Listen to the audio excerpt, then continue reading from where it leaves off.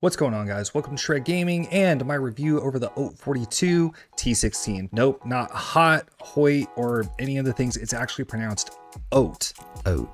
So yeah, the Haute42. Now I went with the T16 model because it's a little bit like bigger. I like, the more wider versions. I know a lot of people like the macros, but I'm 6'4" and I have huge hands, so I decided to go with that one. Unfortunately, my controller died. I've been using the Hori Wrap 4 for years, literally like 4 years I've been using this controller. And I actually dropped a WASD mod by Odin called the Odin V2.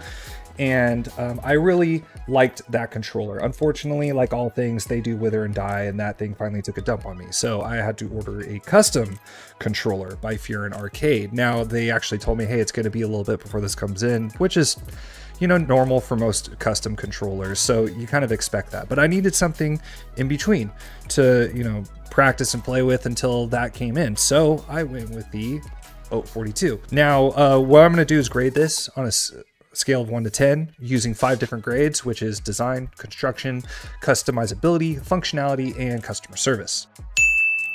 And then finally go over the big pros, the big cons, and would I recommend this product? This is amazing for $80, when I first got it. This is durable, you can bend it, and I was like, the buttons are still, they're soft, but they're still clicky. Not soft as in like, oh, is my input gonna go in? No, they felt really good, it felt really secure. So that was my first impression. So I was like, dang, this is only $80. This is an amazing product for only $80. And most of them are actually cheaper.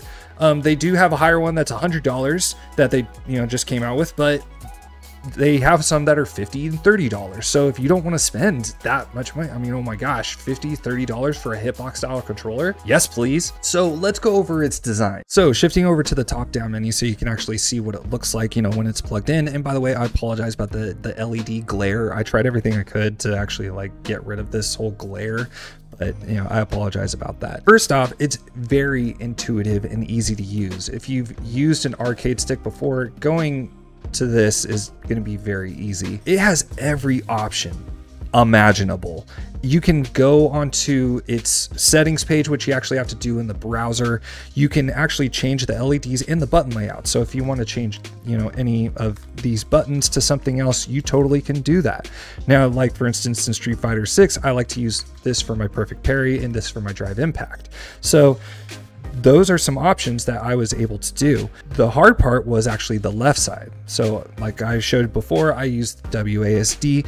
This was actually kind of hard to get used to. Now that's just Street Fighter 6. Tekken was a totally different thing because to sidestep it, they're just flickers. It was very easy for Tekken. Now I know that seems a little, kind of hypocritical considering there's a lot of inputs where you do that, which was great for Tekken because you can just, they're very quick. But when it's Street Fighter 6, it's a lot different because I play Cammy. Cammy does a lot of dive kicks. So, that is actually kind of difficult to do and something I had to get used to. It's very easy to do with the WASD, but that was kind of hard to do, especially on that side. So that's something you do have to get used to. Now, like I said, I did want to learn hitbox style. So actually, when it came to actually doing the hitbox style, this was actually pretty easy to do. Another thing, as I said, the buttons were soft and they didn't feel like, I'm going to be heard at my locals, but they were still, very clicky. So I knew that things were actually being inputted. The LEDs go out, and I really like this thing, by the way. This is really cool because actually, let's get a little closer. They light up, showing that you are pressing that button. So I thought that was a really cool design feature, which I really, really like. It's heavy enough to actually feel like it's well constructed, but it's light enough to feel like you can take it with you. I really liked that. I actually like a little bit of weight on the controllers. It, kind of shows that, hey, this isn't going to break, even though it might, but still, it's like, it just feels more secure. One of my favorite design features as well was, tip it to the side, was the buttons are actually secured within the plexi. So you have to take this off in order for you to actually change out the buttons. And I thought that was a really cool design feature. You can't just reach in. You probably can, but I liked that I had to take it off to actually pull them off if I needed to do so. Some of its design flaws was one, the edges are really sharp. I play on desktop at home, and even when I was playing on my lap, like at locals, I would feel getting red on my wrist because of how sharp these actually were. I know it's kind of like petty and something, because a lot of people like, you know, just play with their hands resting, but for me, I have, you know, kind of longer arms, so that actually kind of hurt doing that. The other thing is the screws. Now, initially they were pretty tight, but when I took this off, I actually had a hard time screwing them back in. It looks really cool because of how thin they are. However, they don't actually tighten very well. In fact, this one, and this one are still loose. And I can take them off, but I had a hard time, you know, actually like screwing them back in. So design wise, I would give it a 7 out of 10. It's a great design. It looks great. You can customize it. It has this little screen here. All in all, it's a great design. However, because of the edges, because of the screw type, I just felt like it could have been designed a lot better. Now moving on to construction. It's very durable. This plexi is actually really good and definitely not $80 worth of plexiglass. The construction of it's actually very good. I went over the screw type, so I don't want to go over that again, but all in all, the construction of it was actually really, really good. The only problem is that I personally did not deal with this problem because it sits on my desktop when I play at home. But I had friends who also have Haute42 controllers, and they said that it actually bends inward over time as they play with it, because they play with it on their lap. But because of how durable it actually is and how, you know, well crafted, you know, it actually is, I would actually give this an 8 out of 10. It's a pretty, you know, well constructed controller, and considering it's only $80, I mean, that's a bargain. But like I said, it does bend over time. Now let's go over functionality. The buttons are very responsive. It actually does respond pretty well. And you can always tell if it's responding with this little screen over here. Unfortunately, sometimes the inputs would not go in.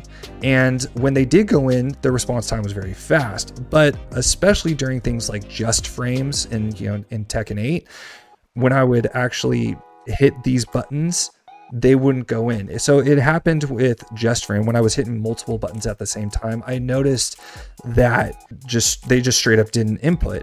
And I tested it in the lab, and to make sure it just, you know, wasn't me. Maybe I was going like that, or, you know, I was like hitting them, you know, kind of like really fast like beforehand. But no, actually, I did actually go and do things like this to make sure that I was doing it, and sometimes they actually didn't input. So multiple inputs at the same time sometimes would not flow through. And because of that, I would actually give it a 6 out of 10. Like I said, when they did hit, the buttons were very responsive. They were very fast. You know, didn't have any problem with input lag at all. But it was the fact that sometimes the inputs just didn't go in. Now, customizability. Can I change the button functions? Can I change the LEDs? Absolutely. This thing is amazing. Now, the LEDs themselves, they're not, you know, the best, but it is pretty cool that you can change, you know, the colors around, especially if you put like an art piece in here. Maybe you want some, you know, blue and yellows, or maybe you want some like red and, you know, clear, whatever you want to do. It doesn't matter. It's the fact that you can change the LEDs,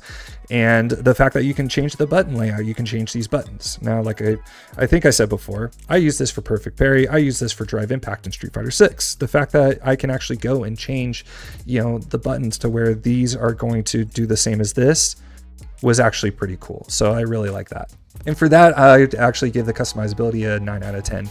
There are, you know, a couple of things that I would like for it to do, like, you know, change it to where they are random, or maybe it's like, you know, RGB or anything like that. But no, just the fact that you can do this for $80, I would definitely give it a 9 out of 10. Now, moving on to customer service. Like I said, customer service means a lot to me, and I want to know, how do I set this thing up? How do I change things?